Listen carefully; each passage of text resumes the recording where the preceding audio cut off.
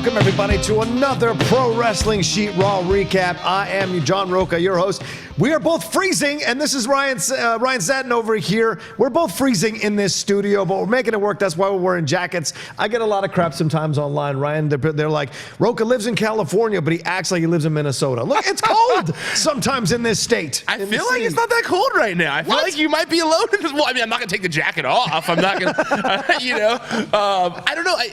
Is this, I feel like this is better than last week where, you weren't here last week. I wasn't. I was in London. But last week when we were in here, for some reason, the heat was cranked up all the way. Yeah, right. And it was like sweaty status. Yeah, you were here for that. Oh, right. Remember? Because I remember when you and Perry went out there, you were like, oh, it's so cold out here because it was so hot in here. Yeah, no, it's turned up to 95 degrees. This studio has a life of its own. It's got a mind of its own. It does what it wants to do. Right. And speaking of a mind of its own, so does Raw. Raw does whatever the hell it wants to do, and who knows if it works or it doesn't. That's our job to break it down and recap it. I gotta say, did not like this episode. I hate to be... Really? I did not. I thought there was a lot of boring matches and stuff like that. So it's good to see that we're on opposite sides of the fence. We can have a nice conversation about it. How did you feel overall? I actually really liked it. It's interesting. My whole thing is like, I don't like meaningless things. And I do feel like most of this show got us... at least tried to get us back on track to the road to WrestleMania. I feel like whether you did or didn't like it, I feel like you can at least accept that most of the show was driving towards WrestleMania again. Like, that's I feel like, for sure. Yeah, like I feel like a lot of the stuff we kind of gotten lost in the shuffle of Elimination Chamber or Fastlane, but like now we're back towards WrestleMania. Like we're back on track. And I do feel like they kind of like firmly cemented that and started to finally build a WrestleMania card, which is like, usually I feel like we have a more defined WrestleMania card than we do right now. Like it's 4 weeks away, and, but we do kind of after last night at least have like an outline of what's going to be happening. I feel that's for sure. That's a very good point. We started off the show with the Shield coming back together. Speaking of possible outlines for WrestleMania, with Ambrose's possible leaving of the company on the horizon here, these guys came back together, won their match at Fastlane, and then they talk about how, well, if we want to do it one more time, we do it one more time. They have a nice back and forth. Ambrose is pretty much just wandering around the ring, doing nothing. It's all Rollins and Reigns, which just shows you why Ambrose may want to go. I immediately was just thinking, dude, he'd be a great champion at AEW if this happens, if he goes there. Wouldn't that be interesting? But then Rollins is left in the ring, pointing at the WrestleMania thing. Then Heyman comes out because a whole back and forth there. What did you think about this overall segment for the Shield, what Rollins and Reigns had to say, and then Heyman? I thought the Shield thing was stupid. Yeah, me too. I feel like you sold the whole Fastlane as the allure of the main event of Fastlane is like end of the Shield. Yeah. Shield's ending. One more time. One last hug, one last fist bump. Except for Raw tomorrow night, when they're going to be in the ring one more time with their shirts on. And then maybe WrestleMania as well. We'll see. Well, I don't think they're going to wrestle WrestleMania. Shield, Rollins already. No Shield? No, well, it doesn't make any sense. Rollins is in the main event. I know you keep thinking this is going on, but it makes no sense. Rollins is already in the main event. I don't think they're straying from that 4 weeks away after he already won the Royal Rumble. But the Shield could be involved if they crash to defend one of their boys in a match at WrestleMania. Like if there's outside interference, they could come down from the back. Who's gonna interfere on Brock's behalf? The whole roster wants Brock to lose the title. That's a fair point. Well, we'll see as we go along what I'm kind of hinting at. But okay. And then it was also just I thought it was stupid to promote that you're having this like farewell address from the Shield. Yeah. That literally, I had to watch it this morning because I was running into my apartment as the show was starting, and I turned it on like 5 minutes after 8 o'clock for the East Coasters, and I turned it on like 5, and it was already on Seth Rollins doing it, and the Shield was gone. Yeah. And I thought that like, oh, they're gonna do the farewell address at the end maybe, and then I looked on Twitter and I was like, oh. They started with it. I already missed it. That's how short it was. Yeah. So I thought it was very pointless. This was the one thing that one of the few things in the show that I felt like didn't really advance anything.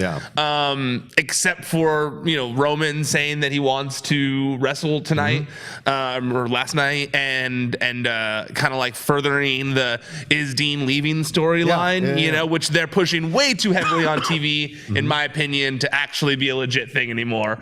In my opinion, they've talked him into staying, or he's thinking about it much more than he was thinking about it before. But like, I'm sure Renee has something to do with that too. But yeah, I was on Ryback's podcast and we were talking about it, but I was, you know, I was listening to an interview that Roman Reigns did with Brian Campbell, and he kind of basically made it sound like Roman was unhappy, that Dean was unhappy with the heel turn. Yeah. And that he was uncomfortable with the timing of it because of the cancer stuff. Makes sense. And then it didn't go so well. And timeline-wise, if you look at it, to me, I feel like that's maybe what factored into him telling them, like, you know what, I'm over this. You know, I'm done. I'm not resigning. So we'll see. Didn't like that. The Heyman thing, I liked the back and forth between Heyman and Seth Rollins. Okay, so then, so also Shelton Benjamin attacked. Yeah. Well, Shelton Benjamin attacked Rollins from behind, and then a match, and it goes to commercial. But to me, okay, so during the commercial. So WWE aired like a segment that happened during the commercial break, that I felt like should have aired during the show to explain Shelton Benjamin's reason for being there. And Heyman tried to get it over on commentary a little bit. It was weird, but like I don't know if you watched the segment. You did watch the segment, the unaired segment? Yeah, it was online. They put it online. Yeah. So in my opinion, that explained it much better and made it less confusing for people who maybe don't know the history of Brock Lesnar. Which, like, I only know that from just being a young kid on the internet when he was still in OVW, being like, that guy looks huge and cool. You posted the pictures of him with Shelton and back in the day. Yeah, so they were a tag team. Comfortably leaning on somebody. It was a little weird, Yeah, they were a tag team back in the day. They were called the Minnesota Stretching Crew, and in OVW. So in the segment that aired online, that they put online, Heyman kind of like goes over that. He says that he calls Shelton Benjamin the assistant coach of Brock Lesnar. That he says that, you know, he trained with Brock Lesnar in OVW. He's one of the only people that Brock's ever had. He's the only person that Brock's ever had a steady tag team with. And lists off reasons as to why Shelton is like homies with Brock Lesnar, and I felt like that would have been a much stronger thing to include in the show than a video package on Brock Lesnar. Like, do we need to be reminded in a video package form about Brock Lesnar's history? There's nobody watching that doesn't know who Brock Lesnar is. This is just to fill time. And this fills time so much better, this thing that they air on. And I don't know if there was a mess up with time or something like that. No, I think it's more of they're trying to look. The WWE is trying to attack in a multi-pronged way. You know, you want to get clicks and likes and views on multiple things on multiple platforms. Money. So money. Send them to the Twitter stuff. Send them to our website. Send them to this or that,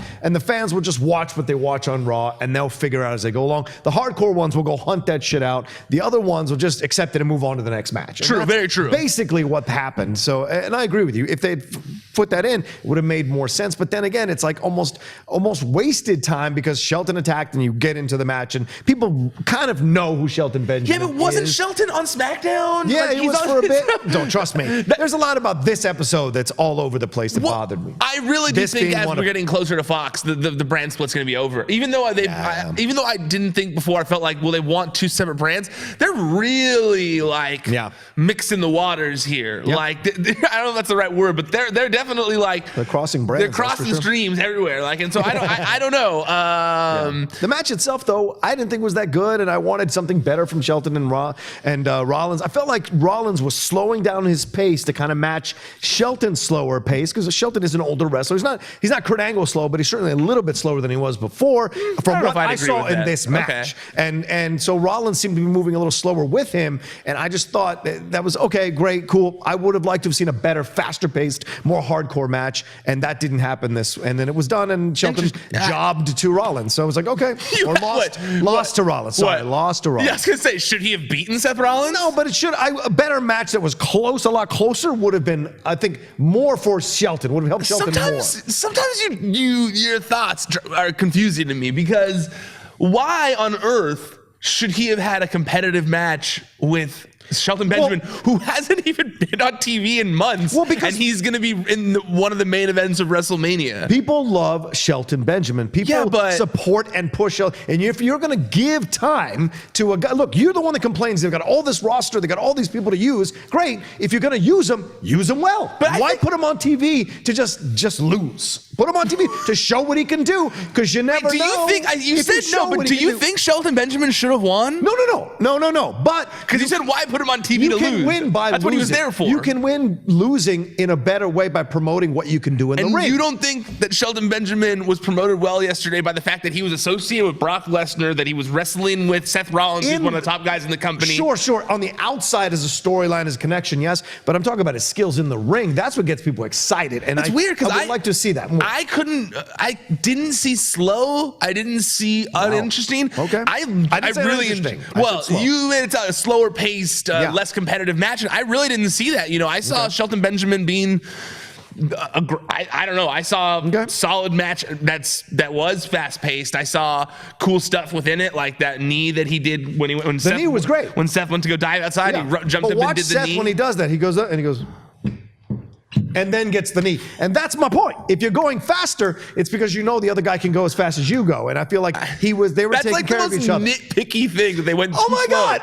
That's my job. Recap to look at what I saw from the thing. That's my job. I don't know. Anyway. I didn't see any. I don't know. Maybe I don't know. No. Don't you are free to feel as you feel, Ryan. If you disagree, that's fine with me. I mean, I honestly thought that it was a really good use of Shelton Benjamin. I felt like Shelton Benjamin they haven't done shit with Shelton Benjamin really on Smackdown, and I've been wondering, like, why do you have Shelton Benjamin just doing nothing? If they're gonna use Shelton as a liaison for Brock right now to have some kind of wrestling action, I feel like everyone gains from that. Shelton Benjamin gets more TV time. He gets association with Brock. Right, but don't you think if he fights a more hardcore, closer match where he comes close to winning, pulls off some awesome moves, makes it exciting, then I think that makes Seth Rollins go, "Woo, this is exciting." No, I think that it takes the shine off Seth. Yes. Can the shine be taken off Seth? Yes, if it takes him, he's untouchable. If it takes him that much, if it's that difficult for him to beat Shelton Benjamin, then how is it going to be possible for him to beat Brock Lesnar in 4 weeks? But we see close matches all the time. But he has to beat Brock Lesnar in 4 weeks.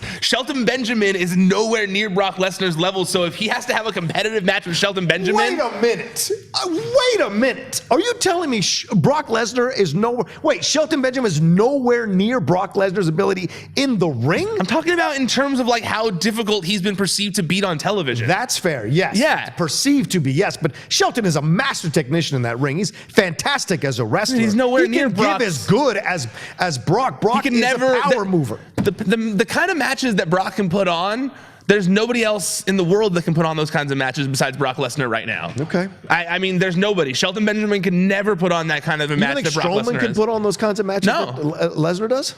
I don't think the power moves, because of the fact that because of the fact that Brock Lesnar left. First of all, because of the fact that he came in, was insanely dominant. Yes, he beat was. The Rock. Yep. Won the title. Did all these things in his early 20s. Then bailed on WWE. Went to UFC. Did quote unquote real fighting. Beat. No, I said quote unquote. I'm just saying like how in terms of like the outside audience, the general, the non-hardcore fans, they perceive it as well. Then he left wrestling, went out there and did UFC, did MMA. Became a champion in MMA, left, came back. The aura that is around Brock Lesnar is unmatched. Yeah, but if you pitch Shelton, and we got to move on, but if you pitch Shelton as his trainer, as his blah, blah, blah, it means that Shelton had the skills already, and he put those skills inside Lesnar to teach him to be better in the ring. Therefore, he is still a master and student. So he's still coaches aren't always as good as the talent. Well, if they're performing coaches, if they're just sitting on the sideline with a gut and a fucking but there's tons Adidas jacket, there's a difference. There's tons of trainers and coaches that couldn't necessarily do it in the ring, but have a great mind for it and can teach you how to do it. But Shelton can do it in the ring. That's he's never done it at an elite level. What? He's been multiple champion. Not the world champion. All right, fair enough. Let's move on. I love Shelton Benjamin, but I just don't think it's fair to say that. Okay. All right, moving on. Let's move on. I'm saying like Norman Smiley, all those guys, like William Regal. You cannot compare Shelton to Norman Smiley. You can compare him to William Regal. No. And William Regal's never I been don't world think champion. so. And I agree that Regal's always been a William more Regal's one of the methodical best ever, fighter. but I don't think that you could say he's not one of the most famous ever. Yeah, I agree with that. But I think Shelton. Okay, I think Shelton's more talented than Regal. But let's move on. All right, there's William Regal? Yeah, Regal is a methodical champion, whereas Shelton is more of an exciting, high-flying type thing when he was in prime. Like Ruby Riott all over again. No, I'm not saying they're doing that consistently. All right, Give Shelton Benjamin the Universal Championship. Give him the U.S. title. I'm cool with that. Finn Balor taking on Bobby Lashley. Brother, what was the whole point of this? Now Lashley wins the title back. Finn is back to hunting. Wasn't this guy fighting Lesnar for the title, and now he's back into the pack? What are they going to do with Finn, Ryan? My guess is that we're getting the Demon at WrestleMania. My guess Against is who? Against Lashley. My guess is they went the back and forth, and then he loses, and he has to bring out the Demon for WrestleMania, and that's why they have another title. Because Lashley, he already beat Lashley without him. Yeah, but if he was going in, and this is just my thought process when I was watching Leo, I guess, yeah. My thought process was like, if he was champion going into WrestleMania, he has no real reason to bring out the Demon. But if he's going into WrestleMania as the contender for the title, he has to bring it out. He's got to pull it out of him. That's my thought process on it. That makes sense. It's the only thing I was thinking makes sense. Also makes sense to get Lashley and Leo back together. Yes, that needed to happen. It was silly. The thought of splitting them up was silly in my opinion. Yeah. So I really hope that was the idea here was you get Leo and Lashley back together. So by WrestleMania they're a duo still. Yeah. And you get a reason for Finn to have to bring the Demon out. And I almost thought that was maybe why they had Lashley do the Lashley face on the screen, which was hilarious. I love all the memes that have sprung up from that. One of the funniest moments of the show just had me cracking up because he just looks so serious and stoic. James referred to him on the Wrestling Sheet Twitter page as the Wizard of Bob, which cracked me up. I was dying. But the match didn't thrill me or anything, but I do think I do think that's maybe why they had him on the screen was to kind of signify, because the next Finn Balor is going to do that. Yeah. And he's going to turn into the Demon. Right. Or something like that. Oh, that makes sense. You know, kind of like they did in those other vignettes way back in the day or whatever. So that was my thought process behind it. That makes sense. And now I see why they're going here. I like Leo Rush coming in with the bringing of the bell. That was brilliant. Yeah. That was really fun. Him with the sweater and just when you think Balor's going to fight them both back, he gets caught in that spear in midair, which is great. That looked really cool. It did. It looked scary. Yeah. It looks scary. So, and especially as big as Lashley is.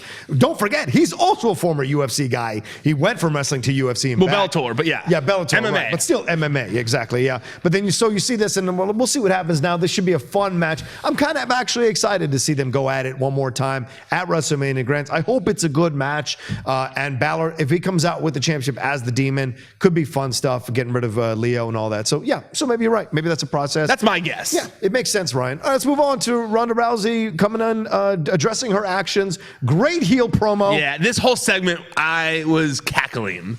Her promo, the Dana Brooke stuff, everything cackling. No, sir. Oh no! Now this is an interesting point because obviously, like I said, Ryan, I tweeted back at Ryan last night, which was really funny about how I've been saying this for months that she should go heel. This is her natural habitat. This is where she exists best because Ronda's a badass woman and she did this stuff in UFC, so it makes sense for the WWE. It was always a matter of time. Yeah, the fans kind of pushed her into that and creative into this, and it fits her like a glove. And very much so. All the stuff she said is great. So she could kick their asses. It comes really close, but I like it because we haven't seen this from anybody in quite some time, maybe since CM Punk, this idea of this is fake, this is real, this is fake. It pushes the boundaries and it comes dangerously close to messing up what you've got set up in terms of parameters of fixed matches and what have you. So I like it, and she's walking the line really well. But Dana Brooke coming out is interesting. Dana gave a nice defense of herself, and they got completely destroyed. So you wonder about this, like, why did they feed Dana to the wolf? Like, what was this? I think, it's very clear. Is it just to put her over more? To who over more? Ronda. Yeah, okay. Absolutely. See, here's what I was thinking, like, poor Dana, man. Well, Ryback and poor Dana. She can't get. She got TV time. She should be happy. It's what you do with that TV time that matters. Anyway, go ahead. So Ryback and I were talking about because I do Ryback's podcast every week too, Conversations with the Big Guy, and we were talking about Fastlane on there. I feel like you're cheating on me. Go ahead. Yeah. Cheating on you with the big guy. The big guy. And we usually talk kind of like some of the top general stories of the week on there, and similar to Wrestling Sheet Radio. and we were talking about Fastlane, and he had said that we both kind of agreed that Ronda turning heel and then coming out of Fastlane and doing something really face by helping Becky get into the main event kind of was like counteractive to making her a heel. Like it was like, you said all these mean things, but then you did what the fans wanted by helping Becky get into the match. Also helped the person you supposedly hate right now. Right. So that part was confusing, but we said it would have made more sense if she had just come out and just demolished both of them, and got came out like, got Becky, the win first, but then just instead of standing there looking all smug, if she had just rained down, fists and got them all bloody or whatever, I know not bloody, they don't really do as much anymore, but just demolished them, it would have got that over a little more, in my opinion. So I feel like they needed to get back on track to Ronda being a bad guy after she had just done a good thing. And I feel like in my opinion, they did a great job of doing that last night instead. I agree. They retrofitted. Yeah, they retrofitted it, and they used Dana as the wrestling fan. Like they made Dana, they painted her as like what everyone's been saying online. They're like, you're disrespecting the business. You are this. You are that. She was supposed to be the voice of what everyone's been saying that was criticizing Ronda's "Fuck the WWE Universe" promo that was on her YouTube channel. So I love that she was like this, that, blah, blah, blah, love wrestling, and then she gets in and she just like, give me that chance, and Ronda just is like, oh yeah, boom, and just destroyed her, and didn't even give her a chance and just demolished her. I thought it was great. It made Ronda look like such a badass. It very much solidified the and she slaps the referee in the face or whatever. Was great. It just solidified badass Ronda Rousey. This is where she exists. This is where she's going to be best used. I saw some people online going, oh, this is dangerous because people are going to start cheering for her. Yeah, that's how it works. They realized that going face with her initially might not have been the smartest move to get her over. They still want to push her merch. They still want to make her a money-making machine for them. They realized eventually that the fans were turning on her. So turn her heel, go on the whole Rock route, turn her heel. Then when she turns heel and she's fantastic as a heel, eventually the fans will come back around. So when she turns face again, the fans will be 1,000% behind totally her. And then she would have to come back with because I do think that people got over the Roddy Piper cosplay. Yeah, that's it's like, we get it, you liked Roddy Piper, but like we want to see Ronda Rousey, not this person who is cosplaying as Roddy Piper, So I think that, all black now, even though she still has the red and yellow in it, I think that helped a lot. I wanted to get a new song too. I get bad reputation, I get it, but get something that's your own, not someone else's music. Well, your own music. I mean, that was her theme song in UFC too. Yeah, right. I know, but I'd like to get something that's WWE focused. I think it's very associated with her. Yeah, that song is very much associated with her. Like Joan Jett. I mean, I know it's her song, but Joan Jett's a badass. Joan Jett's a badass. No denying I don't know. I feel like it plays well to heel or face, in my opinion. I don't know. Oh, that's good. I gave it to my wrestler in WWE 2K19 for a while. So, can you play online with that? Yes. All right. But I don't usually play online. Okay, I was gonna say I might get it, and then Ryan and I would have a 7-match series. Well, we could. I'd ruin you if you've never played it. Well, if you don't already have it, this should be a whole thing. If you don't already have it, you would literally stand no chance. I've been playing those games since I was a little kid, and it's the only game I play. So. Fair enough. Okay, good point. All right, let's move. So overall, though, good promo, good pushing of this triple threat match.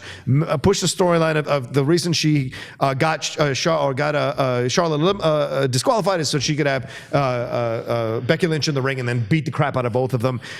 Now I don't know what's going to happen. Like, my idea is Becky's going to win, but now with this massive heel turn, because remember, Charlotte was doing this heel turn. Now we have Ronda taking over. It was Becky, then it was Charlotte, now it's Ronda. And as we were saying last week, everybody's a goddamn heel. So we'll see at the end now. This is, in some way, they've kind of made this work almost by accident, that you have no idea who's going to win this whole thing. It could go either way, and it would still work within the storylines that have been laid out. Don't you think? Absolutely. I think it was smart. I think doing this was very smart.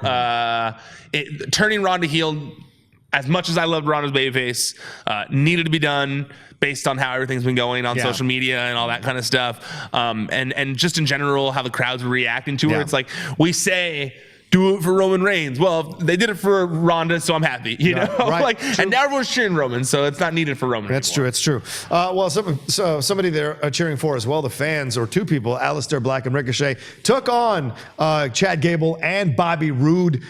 Good match, enjoyable match. I love that these guys are finding they're like elevating the tag team division right now, coming in. And it's ironic considering both of them have made their bones being singles wrestlers. So I like what they're doing. This was great chemistry. It was kind of sad to see Gable and Roode lose because you want to see what they do here. But them being attacked by the Revival, Aleister Black, and then Roode and Gable coming in to say it sets up the possibility of another 6-man tag match between these guys for the titles at WrestleMania. And I'm excited for it. What do you think? Absolutely. I think that. Yeah, Aleister Black and Ricochet have been a surprisingly great team. Yeah, great chemistry. Yeah, great chemistry. I think right time, just good timing that they were put out there. And you're right, they have, their inclusion in the tag team scene has seemingly elevated the division. Heavy Machinery, when they came in, were a fun addition. Yeah. But Aleister Black and Ricochet have certainly raised the level of matches that the tag team division was having. And you know what? Roode and Gable have finally grown on me. Yeah, man. They've got cool in my opinion, tag team moves are so important, and they've got cool tag team moves. They feel like a team now. They actually do feel like a team. Bobby Roode is... I think that little edge they added to him where he's finally like angry and he's not just happy all the time listening to a stupid song. I think it helps. It makes him seem much more cocky again. And I think that's something his character needs. When I was watching this match, I was at Fastlane, I was thinking to myself, Chad Gable, man, is a superstar. Like, I can't believe he's not utilized in a bigger role. I mean, I know he's not the biggest guy, but he's also a former Olympian. Like that, and also underrated moment of Fastlane was when Ricochet dove over the turnbuckle on the corner, and Chad Gable tagged him while he was in the air, and Ricochet was still able to finish his momentum. That was crazy in my opinion. That looked so cool. One of the coolest moments of the show, like looking wise. That and Mustafa Ali kind of being Sparta kicked out to the side. But I really enjoy Ricochet and Aleister Black. So they've been helping. And Chad Gable, though, that's what I was saying. Chad Gable, dude, should be used in a much bigger role. But I'm happy that he's finally being used at least a little more this regularly. This could be a springboard once they break up. Right, this is springboard. I mean, we say that. To use Chad. And I said that with American Alpha. I said that with his team with Shelton Benjamin. So I don't really want to. I don't know if it's still going to happen, but I would like that. I would definitely like that because I really think that Chad Gable is something special. Yeah. I would love to see him against Finn Balor down the road. That'd be fantastic as they go along for something, maybe for the title. If you turn Gable heel, which would still work. I think Chad Gable heel would still absolutely work. He's got the bones to do it. Oh, he's great. When he did that cocky heel, the Ready, Willing, and Gable thing with the towel, which they've never used on the main roster. I hope they're just saving it for when he's finally like. They feel like they want to give him a strong singles push because that towel thing was great. I think people would love that. The hardest thing in the world is wanting to go heel, and you have to wait to go heel. Yeah. Let me tell you. All right, moving on. Let's go. WrestleMania 35 is announced. Their host is announced by the host of the show. That's right, Alexa Bliss, in her moment of bliss, is going to host WrestleMania. Ryan, you have your finger on the pulse of stuff on Pro Wrestling Sheet. What is this situation? Are they just keeping Alexa out of competition to kind of let the other women shine, or is she injured, or what's the situation? She says she's not injured. She tweeted the other day saying that she's not injured. I reached out to source. They said, nope, she's not injured. So it would seemingly just be a creative decision at this point because let's be honest. It's been months now. Where would she fit in right now? That's what I'm asking. Like she would kind of not fit in. There's this whole Ronda, Becky, Charlotte thing going on. She doesn't have a tag team partner, so she wouldn't fit in that division. Nia and Tamina are their own thing. I just think that's really like they're like, hey, well, let's get her over in a different way right now. I mean, it was similar to when New Day were the hosts of WrestleMania, and it wasn't that necessarily that like they were injured. I don't think at the time. I don't think so either. It was really just they like had nothing to do with it. They had nothing really for them at the time, I think. I just don't, from what I've seen in the past, they didn't really use not Hulk Hogan. They didn't really use New Day. They didn't really use The Rock like that much. Right, just the intro just like WrestleMania. One or two things maybe, So this will be fun to hear. It'll be fun. But do you think that she's really on the level of those people already? Don't ask me that question. You don't want to ask me that question, bro. Do you think she's on the level of fame as New Day were when they were hosts? Yes. Okay. Alexa is so over. What are you talking about? I didn't say over. Level of fame. What do you mean? Like to the general public. Yes. I think Alexa. Do you think there are people outside of WWE, the WWE audience, who know who Alexa Bliss is? I don't think there were that many people outside WWE who knew who New Day was. I think New Day permeated pop culture a tiny bit because of the fact that like they were doing outside things. Like Xavier Woods had his Up Down channel. Right. They do outside things, and they were on that. And this wasn't the time, but they've done TV shows. Like they do lots of outside things, not just charity work, not just things within WWE, but like they do outside things to get the name out there. Well, I think you bring up a fair point. So yeah, maybe she doesn't do that much outside because you don't see her in anything else besides WWE stuff and her Instagram stories and things of that nature. But so it's a fair point. I think it's a smart move because you're keeping it in house. You're having one of your biggest personalities on either side, male or female, hosting the show. You're giving her something to do. There might be other celebrities who roll through this thing that she'll play off of, and she's shown an ability to kind of like have fun vignettes with people. So that could be fun as well. She's been the butt of the joke and made the other person the butt of the joke. So I think it's a smart move overall. Yeah, I agree with you. Plus, as the women's wrestling thing becomes even bigger and a central part of the company, having her hosted makes even more sense. I mean, it's a lot better than Hulk Hogan. That's for sure. I was worried for a second that it was going to be Hulk Hogan. I don't know. For a massive mistake. For a minute, because they had him at like the WrestleMania 36 press conference. I was like, oh man, if they announce Hulk Hogan, that's going to be wild. I think Alexa Bliss was fine. I don't think it was bad.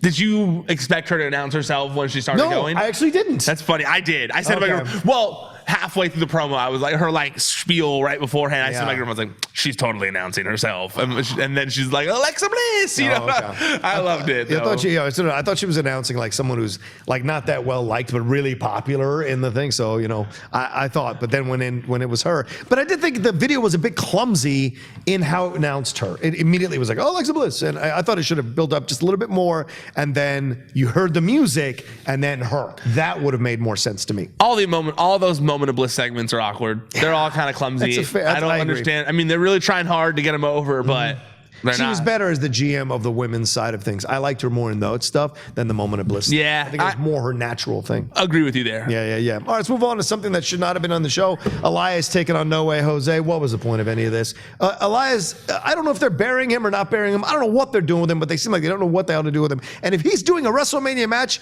with No Way Jose or any of these other... No way. I didn't even mean to say then that was on accident. It's a waste of time because I think... Do they not think Elias can wrestle? Is that the problem? I don't know, man. I've enjoyed his matches. This whole segment was a waste of time. Yeah. It was a waste of time. I saw that Total Divas episodes account, because Lacey Evans came out during this part too, right? I saw that Total Divas account, Total Divas episodes account. They tweeted a GIF of her walking out, and then for the name graphic at the bottom, it just said, Lacey Evans is here to waste a minute of your time. And I was dying. I was laughing so hard at it. That was good. Yeah. Shout out. That's one of the best accounts on Twitter. I love that account. But honestly, this whole segment was a waste of time. Yeah. I mean, I get it. We got to waste time. We're with the fill time or whatever. Yeah. But this was one of those things where I felt like, while most of the show helped us get on track to WrestleMania, this was just a complete waste of time. Well, this is my point. You give him TV time as you claim, but like TV time, it's wasted and it's burying him rather than promoting him. Elias? I don't think this buries Elias by giving him a whole segment on the show. I mean, the last 6 months. You use that bury term real loosely. It feels that way to me. 6 months, they don't know what to do with him. What I mean by burying him is they're slowly, I don't mean burying him like throw a bunch of dirt on him and he's done. I mean, it's a slow burial, like quicksand. I said, they're quicksanding him. He's slowly descending into... Use that term instead. Okay, fine. Quicksanding him.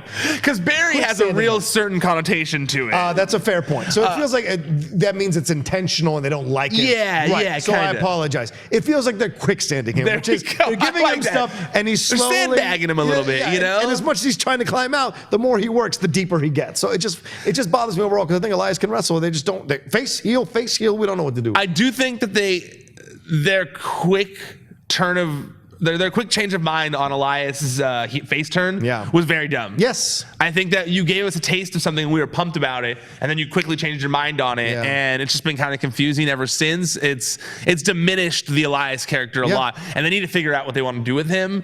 I actually think moving him to SmackDown after the Superstar shakeup would do him well. I've grown very tired of these concerts. Yeah, I agree. I have grown. I was never into it. I was never into it in the first place, and now I've grown very tired of it. And you know what? I think Elias is a good wrestler. Yeah.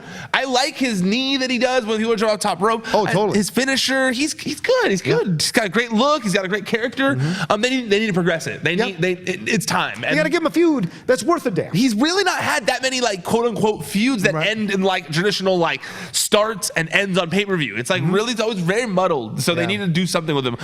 He's sliding into Corbin territory, and that's not where you want to be.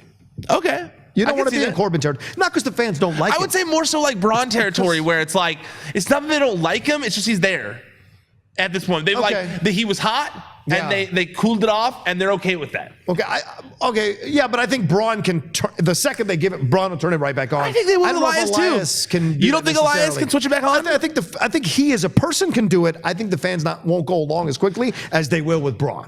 That's fair. They've been jerked over by Elias by Crave about Elias for quite some time. I think with Braun, the second they give him a push, fans will be like, whoa, yeah, that's right. I think if they gave him a United States title run or Intercontinental title run, people would be into it. And then he actually start wrestling. Yeah. I feel like people would be into that. I think the greatest thing, you go way back in time, if you turn him into the Honky Tonk Man, which is the natural connection with the guitar and everything, maybe Jeff Jarrett as well, but if you turn him into the Honky Tonk Man, which give him the belt for a year, where he can't be beaten no matter what happens, keeps sagging, people will it'll get over. And if he had an Intercontinental title run belt while doing those concerts, and then someone came out that couldn't beat him and he did for a year, I 100% agree with you. I think he would have so much more legitimacy and just respect to his character. Absolutely, couldn't agree more. Right now, it's more so just he keeps getting interrupted, and you're like, okay, where's this going? Yeah, exactly. I agree with that. I 100% agree with Let's that. see what happens. Natalya and Nia Jax are next. This was a real quick match. Tamina got involved within, 30 seconds of the start of this thing, which pissed Beth Phoenix off. But instead of attacking Tamina, she went after Nia, and Nia kind of took the hits and went over. And this is obviously bled out of Fastlane. This looks like it's going to be a tag team match at WrestleMania. I personally, as a massive fan of the Glamazon, am very happy to see her doing it. She still looks like she's got it. She's strong as hell. Dude, she looked somehow more yoked than she looked when she was already jacked when she wrestled. Like, we were in the group chat. It was me and Jamie, my co-host from Wrestling Sheet Radio, and Eli and Kevin. And Kevin texted us and said, like, dude, Beth Phoenix looks so buff. Yeah. And Jamie wrote back because he wasn't watching it. He was like, duh. And I was like, nah, dude, you got to watch. She is massive now. Like, I was like, damn, I would not. She would mess you up if you fought her. Yeah, I thought it was cool to see. Like, I like and I don't know if she's still going to maybe do it, when they wrestle, but I kind of like the updated look for her. It was very much like tough mom who would kick the shit out of you. Don't need the crown. Don't need the crown. I like that she was like modern day Glamazon, Mamazon, where she was like, she would ruin you and then take her kid to school, Right. And I love that. I think it's awesome. I was super, super into it. I think that, I think it's going to be a 4-way. I think it's going to be the Natalya and Beth, Nia and Tamina, Iconics, Sasha and Bailey. 4-way for the women's. Because then because remember, Sasha and Bailey said, we'll take on anyone from any brand, past, present, future. Sure. I'd rather see Kairi Sane and Io than I'd rather see the frickin' Iconics. I've been thinking this, right? What if the Iconics should be on the? Because isn't Takeover on Friday this time instead of Saturday? Because didn't they move it? So there's a day, right, between Takeover and WrestleMania. What about this? I tweeted this the other day. What if they did this instead? Because I feel like they have to include the Iconics. They've been teasing it for so long, and I think that Mandy and Sonya are going to be involved in the SmackDown women's title picture instead. So there needs to be a SmackDown team in the women's title tag match to show that it's all brands, right? Right.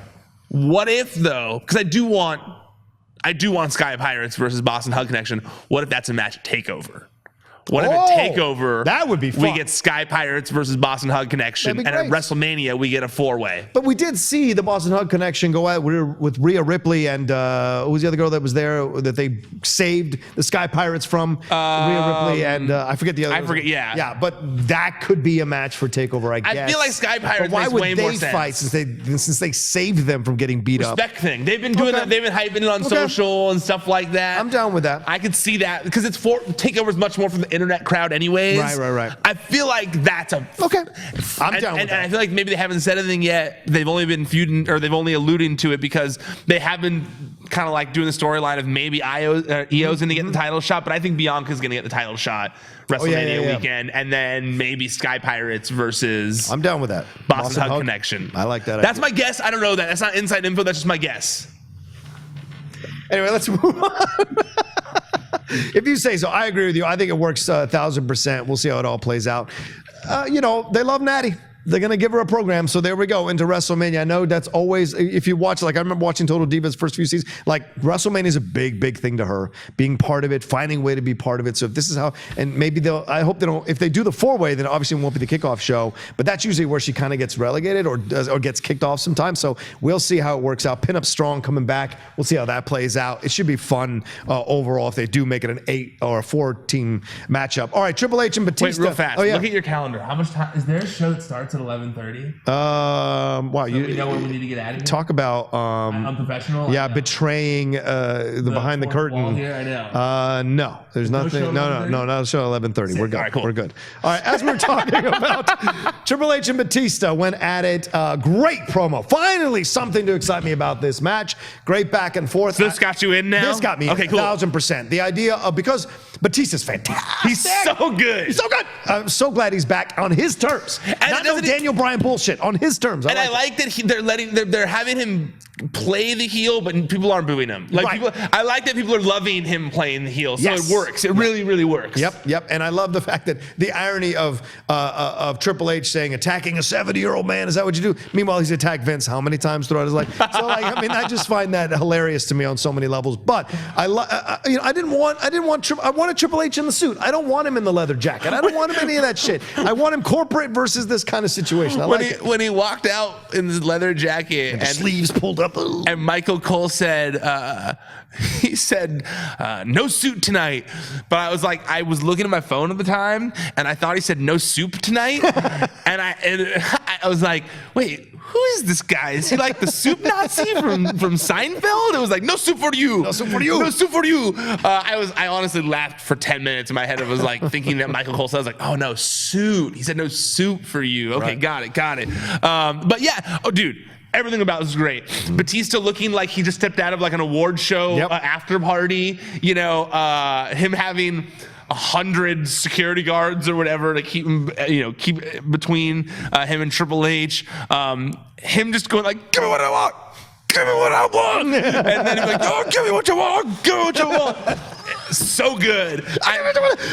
Yeah, the whole thing was great. Even I like how much Batista played into, like, you could tell that he's now gotten to Triple H. Yeah. And he was like soaking it in that he had gotten to him, and like, when he stood there just kind of quiet. That's when I feel like looking at Batista, you go, that's why acting classes are important for wrestlers. Yes. Wrestlers should 100, and I know they don't have time. Honestly, they should have it on the road. They should have it, and I know that technically they're having that anyways because they're working on live too, but for the ones who aren't, I feel like an acting coach it would be so helpful because I just feel like, Batista, someone who maybe hasn't acted in movies or something like that and doesn't know how to soak up a scene wouldn't necessarily do this, but when he just stood there and just just soaked it all in, soaked it up, had certain facial reactions that just played into how he was feeling. Yeah. And just the quieter he remained, like the more the anticipation rose. And that's something I think he learned in acting, not wrestling, because that's something that like they teach you of like, just like owning every moment type thing, and not only owning every moment, but just like, letting it breathe, and letting that silence build up to something, as opposed to feeling like you have to be doing something. Right. You have to be talking, you have to be saying something. I think that silence really did help. And he's done things in the past where he's been silent, but I do think that the acting and the facial reactions, the facial stuff really was noticeable. And yes, this was a great way to build up to their match. I think that Triple H. See, I disagree. I like when Triple H turns into a jacket guy again. Okay. I like when because I think it plays into gotten to Triple H. But he wasn't even going to wrestle. So no, but I think it plays into when he's gotten to. I think when Triple H has gotten to. Yeah. As the kids love to say, he's he triggered. pulls out the leather jacket, he tapes up his wrist, he's ready to fight, and he's like, come on, and last night that was what he wanted, come on, I want to beat you up. And I like that he played into the you quit, because I thought that's what it was. I've always thought that was the real reason that he felt, and I think we said it on here, maybe I said it, I said it on Collider Live. I always felt like the reason there was this thing in WWE where they didn't necessarily embrace Batista, post WWE Batista, as much as the rest of the world has, because they feel like, he's always left us. He's always looking to use us to promote him. And I don't think that's what it is. I think that Batista, just from what I know, he loves WWE. He loves wrestling. He loves it.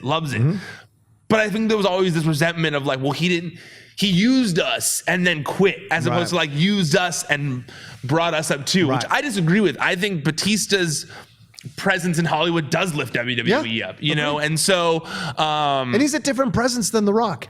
He's a different presence than The Rock, and that's a good thing. Well, he kind of said, I saw an interview, he said something along the lines of he doesn't want to be a movie star. Right. He wants to be an actor. He's an actor. And I thought that was pretty cool. And that radiates. It does. That's why I think if anybody will ever win an Oscar who's a former professional wrestler, Batista is. You think Batista before The Rock? As a supporting actor, there's possibilities. I don't think he'll win before The Rock. The Rock is a star. He's a good actor. Not before The Rock? I think he'll before The Rock. I don't think The Rock will ever see an Academy Award. I think Batista will. As an actor, as a studying actor, and as a good actor, I can tell you, Batista has the tools. And watching this segment is a small piece of it. And this is me promoting the John Rocha School of Professional Acting for Professional Wrestlers. But it has a small piece of it, and I think it would work. And whereas The Rock is a star, Tom Cruise will rarely come close to an Oscar. He should have been nominated a couple times, yes, but I think Batista has the bones. No, you're 100% right. You're 100% right. The Academy 100% shies away from the leading, the star, the action stars, the guys who are leading blockbusters. Yeah, Bruce Willis rarely gets even Leonardo DiCaprio, it took him forever. Johnny Depp, these are people that I know Johnny Depp's canceled now, so I probably shouldn't have mentioned him. But there are others, but yeah, or a Tom Cruise, and I don't think Tom Cruise is the best actor, but or Jason Statham. Statham's not going to come close to an Oscar, but he's an action. He was a good actor. Great, I'm sure he could do. Yeah, I'm sure he could do dramatic roles really, really well. It's just that that's not his bones. No, I agree with you. I think that Dave Batista will be, if there's any wrestler who wins an Academy Award, I could see it being Batista, absolutely. At least a Golden Globe, if nothing else. All right, let's move on to Kurt Angle. Oh, wait, real fast. Yeah, go ahead. They announced that it was a no-holds-barred match. Yes. Do you think that was a good thing to add to their stipulation, to give them that stipulation for WrestleMania, because of the fact that they can kind of they have all these things to play with. And who knows if Flair's going to get involved? There's some way Flair gets involved, and possibly Randy Orton, Evolution style, that kind of stuff. Anything could happen. Maybe Randy comes on Batista's side in the whole situation. The most epic thing that can get to happen is if Chris Pratt interferes on Batista's part. If Star-Lord makes an appearance at WrestleMania to help him and does his whole little dance thing or whatever, from the first movie, and he distracts Triple H with his dance, and then Batista hits Batista bomb on Triple H. Come on. I see your point, but I'll take Gamora doing a Hurricane Rana, Lita style, off the top rope on Triple H to help him. I'm cool with the whole Guardians cast right now. Yeah, the Guardians of the Independence scene, as Triple H said. Yeah, that was funny as shit. It was ridiculous. That's what I'm saying. It's a great promo back and forth. All right, we got to wrap up soon, so we got to get through these things. Kurt Angle addressed his future, talked about retiring, all this kind of jazz. He didn't say retiring. His in-ring work said retiring. That's for sure. He said farewell match. Okay, sure. I just think that it's worth noting because I do think that was intentional. Okay. They never said the word retire. Okay. This seems almost like a this is not him saying I'm retiring from wrestling. Oh, no. Retire from the ring. No. You don't think so? No. Okay. I think this is WWE saying, we don't want you in matches anymore. And him being like, okay, like, well, at least give me one final farewell. Okay. Because I think there's no way that Kurt Angle's they would have said retirement. I got you. They would have said it. I got what you're saying. I think that he wants to have that possibility for, down the road. Not even the indies or whatever. I think he wants to be able, because if he says retirement, he's one of those wrestlers that retired and came back. Yeah, like Flair. Yeah. Even Shawn Michaels now. Yeah, true. I think that he intentionally said farewell match so that it doesn't necessarily imply that he's done wrestling forever. That's fair. I mean, they give him Apollo Crews, which is which was ridiculous. I don't know why. I looked at it, I was like, is Apollo Crews from Plus, Pittsburgh? should not be losing to Kurt Angle. Let me just put that out. But also, what was the point of that match? Yeah. That's the only thing that I could glean from the point of that is that I think that maybe they want to get over that hinting. This is me really grasping for something here. Yeah. But maybe they want to show that Kurt Angle wants to put over young talent on his way out. Yeah, and so his final opponent isn't going to be like John Cena or Drew McIntyre or Braun Strowman or something like that. It's going to be like a young talent that he wants to like help get over on the way out. And I think it should be Velveteen Dream. Against Kurt Angle? Kurt Angle, Velveteen Dream, WrestleMania. Similar to like Fandango debuting against Chris Jericho. Bro, what are you talking? Similar to John Cena debuting against Kurt Angle back in the day. I think that on the way out, I could see Kurt Angle being one of those guys who wants to put someone over that needs it on the way out. And what better rub than beating Kurt Angle in your debut match at WrestleMania in his farewell? Ryan Satin, I love you. And I appreciate the position you've given me here to host these recap shows. But I couldn't disagree with you more. It's maybe the most ridiculous thing you've ever said. Because Velveteen will get nothing off of beating a broken down old ass Angle. Nothing. Not a goddamn thing. Angle has looked terrible in the ring for months. He doesn't have it anymore. He's almost 2 steps behind now. This Apollo Crews match proved it. And so Velveteen Dream would get nothing off going. If he went against Shawn Michaels, that's a whole nother ballgame. Velveteen Dream? Versus Shawn Michaels. That'd be fantastic. But against Angle, who's slow and is a power move wrestler and can't do the high flying stuff. Well, not high flying, but like the more incredible stuff he used to do. But Velveteen Dream isn't like a high flying wrestler. Fantastic. Also, he was never a high flying wrestler, Kurt Angle. No, I'm saying he could do stuff that was like, he used the ring ropes. He'd go on top. He'd do things like that were interesting and fun and throw his body. And I don't think he can do any of that stuff Velveteen anymore. Dream wrestles an old school style. Velveteen Dream's not wrestling like a high paced style. He's wrestling slow too. He wrestles very ploddingly, much more storytelling over moves and stuff like that. He still does the leg drop like he's Hulk Hogan and stuff. Velveteen Dream can definitely wrestle a slow pace and carry. He can, but I don't carry think Angle to an interesting match because if they do old guy versus old guy, it's going to be a slow, boring match. Yeah, that's why I don't think Angle should be at WrestleMania at all. But he's going to be. I don't know. We'll see. What do you mean? They just announced it last night. I don't know. I guess. Yeah. It'll be you a think they announced show. it to not do? They're not going to put Kurt Angle's farewell match on the kickoff show? Rocha, that's the most ridiculous thing that you have ever said. What the hell are you talking about? They should put it on the kickoff show. I don't think anybody cares as much as they think people care. I just don't. In my personal opinion, I don't think Angle has shown that he could. And Triple H still shows he can do it. Shawn Michaels even showed he could do it in the matches with there. So like, I just don't think Angle's got that kind of notoriety anymore in the ring. People want him to stop. There's a difference between don't think people wanting Kurt him to Angle stop in his farewell match at WrestleMania is a huge rub for a wrestler to get. I feel like you're disregarding decades of wrestling where wrestlers wrestled way past their prime and we're having those kinds of matches. And Flair, Shawn Michaels is a good example of that. Hulk Hogan was wrestling at a slow, boring pace for I didn't 10 years. I didn't like it either. That's like, I'm just saying, of course, beating Hall of Fame legend, multiple time world champion, and more on the biggest WWE show they have would be a huge notch on your belt for your first match in the company. I guess. I don't agree. I don't think Angle's on the level of Flair or someone like Hogan, in my personal opinion. And he hasn't. I just don't think he's excited the fans in that way. As a GM, people loved it, but in the ring work, it just feels like, Dad, please stop. And so, anyway, that's the way I feel about it. Then fair enough. Let's move on to the last part because we got like 5 minutes left here before we have to wrap it up. McIntyre got into it with Reigns, and then had a match with Ambrose. This is, I guess, guess their way of pushing McIntyre into a match here with either Reigns or I'm guessing no Reigns. Ambrose. It's got to be Reigns based on how all that went. Okay, all right. It's a little strange. I don't know because the Ambrose Reigns and McIntyre match was fantastic. I enjoyed that out into the stands. Renee Young, I think, let her own personal feelings get involved in certain moments. You could tell she was just like, "Come on!" And then when he did the irony of him doing the ball shot and her going, "Oh my God, please stop!" I like that idea. The pencil thing really freaked her out. That was intense. That was intense. So I like this idea. I don't know if a triple threat's a possibility. Don't you think? No. If Ambrose gets pissed that Reigns didn't come out, like no one else came out to help it. There's so many triple threats going on right now. Yeah. And I do think Roman is best served with like a big win to kind of like solidify the big dog Do you is think back. that's why they had him get disqualified quickly or had that thing go down because they don't think he's ready just yet? Oh, no. I think it's because they want to build to the WrestleMania match. It makes sense to me that like evil Drew McIntyre took advantage of Roman Reigns in his first match back, and then he demolished then he demolished his friend Dean Ambrose to where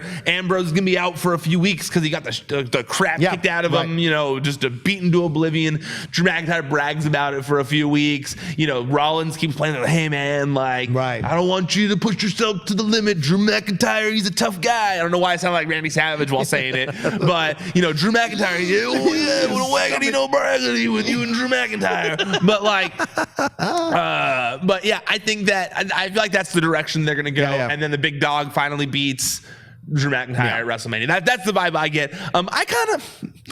I don't know if I love. It's better than Corbin. That's for damn sure. Yeah, very much so. I don't know if I love them using the cancer stuff as like his storyline. Yeah, especially with all the shit they've gotten about it. I think we should just let it go and move on. Yeah, like we're happy he's back. He doesn't need to be the focus of his thing. The shirt is great. Yeah. Everything's fine. Move on. Because I just don't like the like. Like the head citizen, it's like, hey, are you going to be okay? Yeah, I agree. I don't like that. I don't like, now you're using it, which is what you were being accused of doing before. Exactly. Right, Ryan, you make a great point. Why lean into it? You could ask for more negativity from it than you were intending. Yeah, it's like, then it just opens them up for more scrutiny against it. And I just don't think it's necessary. I don't think it adds to anything of like seeing Roman pretend to have symptoms of things. Like, I just don't need it. It's just like, it doesn't add anything to me. It's like, I'm already happy knowing the guy who had cancer's back. Yeah. That he's in remission and that he's back. That's enough for me. Yeah. I don't need to play into like and it's like Rollins like, hey man, don't do this. Like I don't know. That's just me. I don't know. Maybe have his doctor come ringside. What about Cena versus Angle as the last match? That's the Have other people one. been saying? Yeah. Oh, Jesus Christ! I swear to God, I just came up with it now. I didn't know. I tweeted who do you think it should be from the wrestling sheet account? 200 gifs of John Cena. Yeah. See, I don't think it's a circle for Kurt Angle though. That's a circle for John Cena. Sure. Like it's not like Kurt Angle's first match was against John Cena. No, I know, you're right. That was kind of how I thought about that. And yes, the John Cena thing makes sense. It just makes sense. But I also think you don't get an exciting match out of Kurt Angle from John Cena. I think you get a really boring match similar to Undertaker versus John Cena last year out of them. And that to me doesn't interest me. I think Velveteen Dream. You gonna trust that kid on a grand stage to carry the old man to the end? Yes. Okay. I would. I would trust Cena more, but I hear your point.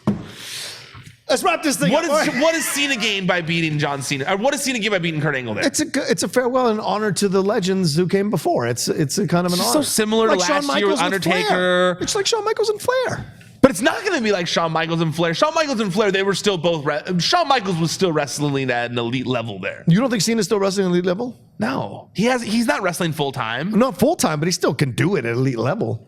Comparably to Shawn Michaels, you're going to compare the wrestling, the in-ring. No. I mean for their level. I don't mean Michaels' level is the same as Cena's. I mean for Cena's elite level, what is termed elite for Cena, as opposed to elite for Shawn. I think he's at the same level elite-wise. That Shawn Michaels when he was at that match with Flair. I don't mean they're comparable in terms of skills. Do you understand what I'm saying? Kinda, but. Like this is Cena can still wrestle as best as he's ever wrestled, just like Shawn could wrestle the best he's ever wrestled. That's what I'm saying.